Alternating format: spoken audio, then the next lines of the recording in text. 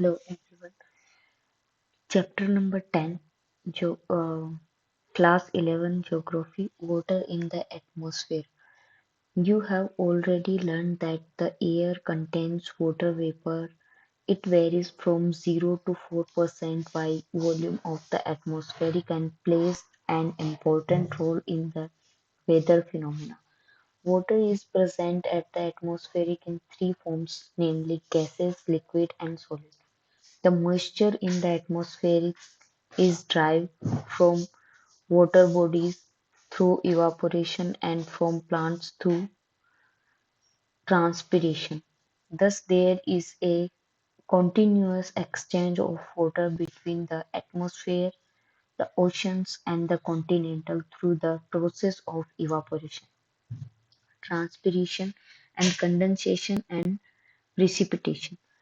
Water vapor present in the air is known as humidity. It is expressed quantitatively in different ways. The actual amount of the water vapor present in the atmosphere is known as absolute humidity. It is the weight of water vapor per minute volume of air, and it's expressed in terms of gram per cubic meter. The ability of the air to hold water vapor depends entirely on its temperature. The absolute humidity differs from place to place on the surface of the earth. The percentage of moisture present in the atmosphere as compared to full capacity at given temperature is known as the relative humidity. With the change of air temperature, the capacity to retain moisture increase or decrease and relative humidity is also affected. It is greater over the ocean and least over the continent. The air containing moisture to its full capacity at a given temperature is used to be saturated. It means that the air at the given temperature is incapable of holding any additional amount of moisture at the stage. The temperature at which uh, saturation occurs in given sample of air is known dew point. Evaporation and condensation: the amount of water vapor in the atmosphere is added or withdrawn due to evaporation and condensation respectively. Evaporation is a process by which water is transformed from liquid to gaseous state. Heat is the main cause for evaporation. The temperature at which the water starts evaporating is referred as the latent heat of vaporization. Increase in temperature increase water absorption and retention capacity of the given parcel of air. Similarly, if the moisture content is low, air has the potentiality of absorbing and the retaining moisture. Movement of air replaces the saturated layers with the unsaturated layers. Hence, the greater the movement of air, the greater is the evaporation. The transformation of water vapor into water is called condensation. Condensation is caused by the loss of heat. When moist air is cooled, it may reach a level when its capacity to hold water vapor ceases. Then the excess water vapor condenses into liquid form.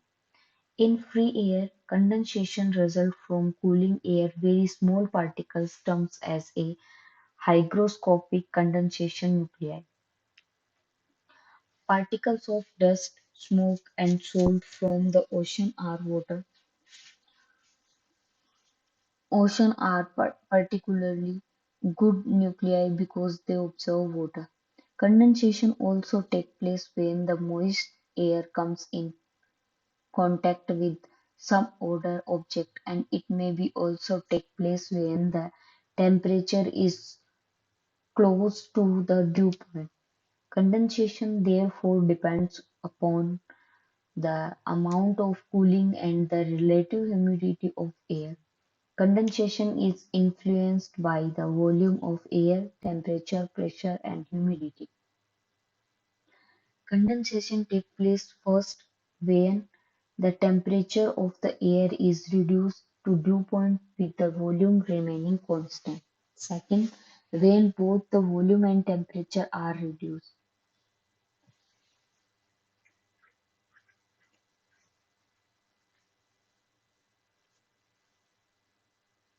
Third, when moisture is added to the air through evaporation. However, the most favorable condition for the condensation is the decrease in air temperature. After condensation, the water vapor or the moisture in the atmosphere takes one of the following forms: dew, frost, fog, and cloud. Forms of the condensation can be classified on the basis of temperature and location. Condensation takes place when the dew point is lower than the freezing point as well as higher than the freezing point. So, this condition is condensation. Dew. When the moisture is deposited in the form of water droplets on the cooler surface of solid object rather than nuclei in air above the surface, such as a stone, grass, blades, and plant leaf, it is known as dew. The ideal conditions for its formation are clear sky, calm air, high relative humidity, and cold and long nights for the formation of dew. It is necessary that the dew point is above the freezing point. Freezing point से above होना चाहिए. Frost Frost form on cold surface when condensation takes place below freezing point. इसमें 0 degree से कम होना चाहिए. That is, the dew point is at or below at the freezing point. The excess moisture is deposited in the form of minute ice crystal instead of water droplets. इसमें ice के crystal बन जाते हैं. The ideal condition for the formation of white frost are the same as those for the formation of dew, like uh, clear sky, calm air, high relative humidity, cold and long night. Same. Expect their air temperature must be at or below the freezing point. Fog and mist. When the temperature of an air mass containing a large quantity of water vapor falls all of sudden, condensation takes place within itself on fine dust particles. So the fog is a good with the base at or very near to the ground. Because of the fog and mist, the visibility becomes poor to zero. In urban and industrialized centers, smoke provides plenty of nuclei which help in formation of fog and mist. Such a such a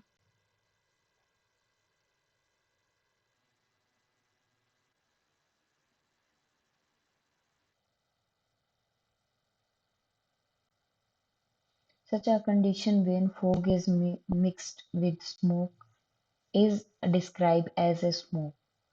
The only difference between the mist and fog is that mist contain more moisture and than the fog. यानी हमारे mist में ज़्यादा moisture होता है. In mist, each nuclei contains a thicker layer of moisture. Mists are frequent over mountains as the rising warm air up the slope meets a cool surface.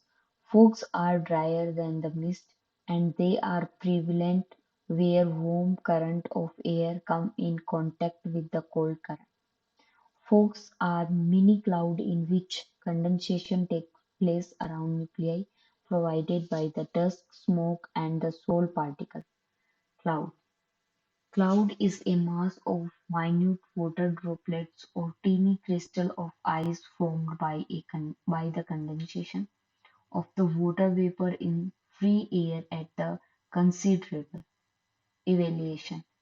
As the clouds are formed at the some height over the surface of the earth, they take various shapes according to their height, expanse, density, and transparency or occupness. Clouds are grouped under four types. First, cirrus, cumulus, stratus, nimbus.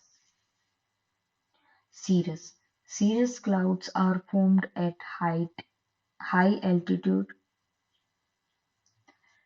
8,000 to 12,000 meters. They are thin and detached cloud having the feathery appearance. They are always white in color. Cumulus. Cumulus cloud look like cotton wool. They are generally formed at the height of 4,000 to 7,000 meters. They exist in patches and can be seen scattered here and there. They have flat base. Stratus, as their name implies, these are layered clouds covering large portions of the sky. These clouds are generally formed either due to loss of heat or mixing of air masses with different temperatures. Nimbus. Nimbus clouds are black or dark gray. They form at middle levels or very near to the surface of the earth. They are extremely dense and opaque to the rays of the sun. Sometimes the clouds are so low that they seem to touch the ground. Nimbus clouds are shapeless masses or thick vapor.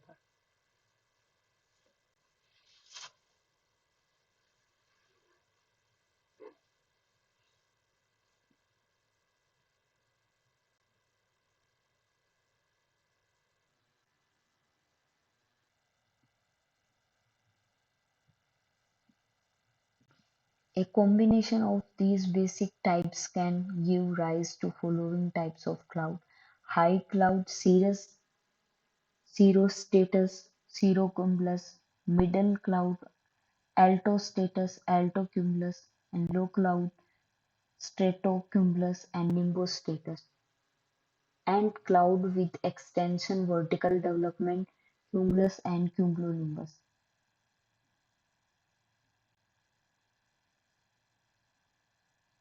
Precipitation: the process of continuous condensation in free air helps the condensed particle to grow in size.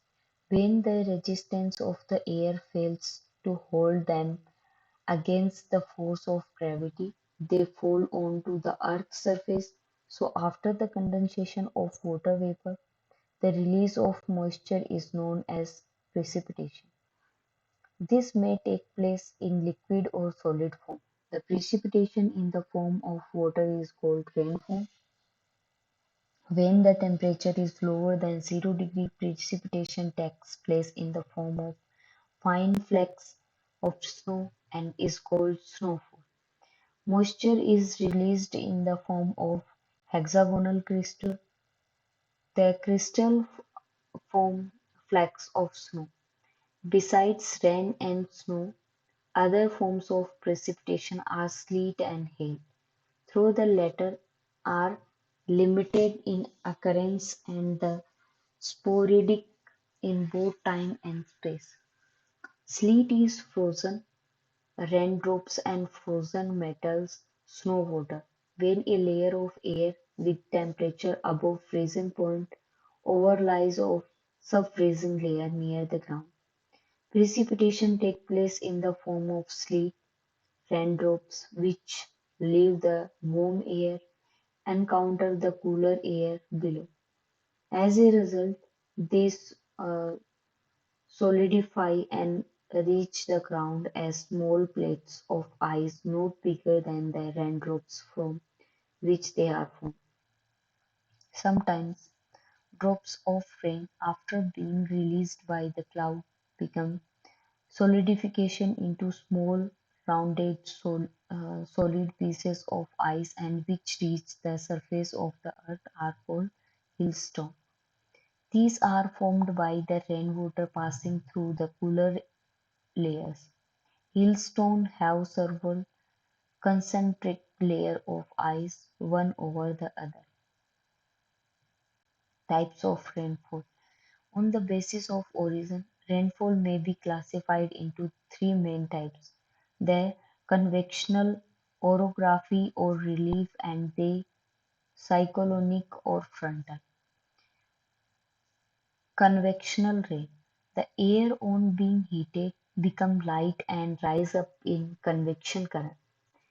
As it rises, it expand and lose heat and consequently condensation takes place and cumulus clouds are formed, with the thunder and lightning. Heavy rainfall takes place but this doesn't last long. Such rain is common in the summer or in the hotter part of the day. It is very common in the equatorial origin and the entire part of the continents, particularly in the northern hemisphere. Orography rains: when the saturated air mass comes across a mountain, it is forced to expand and its rises is expand. The temperature falls and the moisture is condensed. The chief characteristics of this sort of rain is that the windward slope receive greater rainfall. After giving rain on the windward side, when these winds reach the other slope, they descend and their temperature rises. Then their capacity to take in moisture increase and hence these leeward slope remain rainless and dry. It means leeward slope dry and rainless. The area situated on the leeward side which gets less rainfall is known as the rain shadow area. It is also known as relief rain. Cyclonic rain: you have already read about extratropical cyclones and cyclonic rain in chapter 9. Please consult chapter 9 to understand cyclonic rainfall. World distribution of rainfall. Different places on the Earth's surface receive different amount of rainfall in a year and that too in different seasons. In general, as we proceed from the equator towards the pole, rain goes on decreasing steadily. The coastal area of the world receives greater amounts of rainfall than the entire of the continent.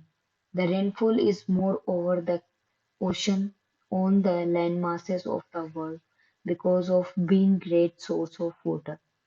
Between the latitudes 35° and 40° north and south of the equator, the rain is heavier on the eastern coast and goes on decreasing towards the west.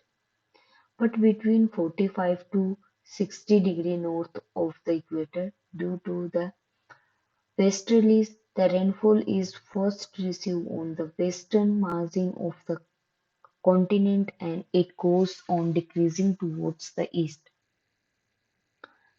Wherever mountains run parallel to the coast, the rain is greater on the coastal plain, on the windward side and the decrease towards the leeward side.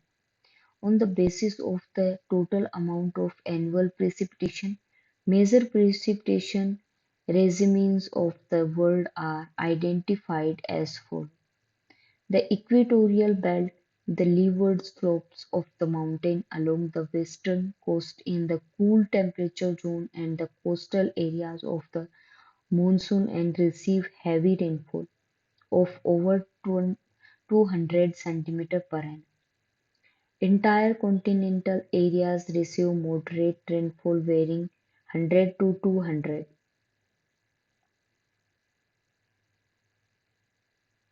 The coastal areas of the continents receive moderate amount of the rainfall The central part of the tropical lands and the eastern and the entire part of the temperature lands receive rainfall varying between 50 to 100 centimeters per annum. Areas lying in the rain shadow zone of the entire of the contains and high latitude receive very long rain less than 50 centimeters. Seasonal distribution of rainfall provides an important aspect to judge its effectiveness. In some regions, rainfall is distributed evenly throughout the year, such as the equatorial belt and western part of cool temperature region.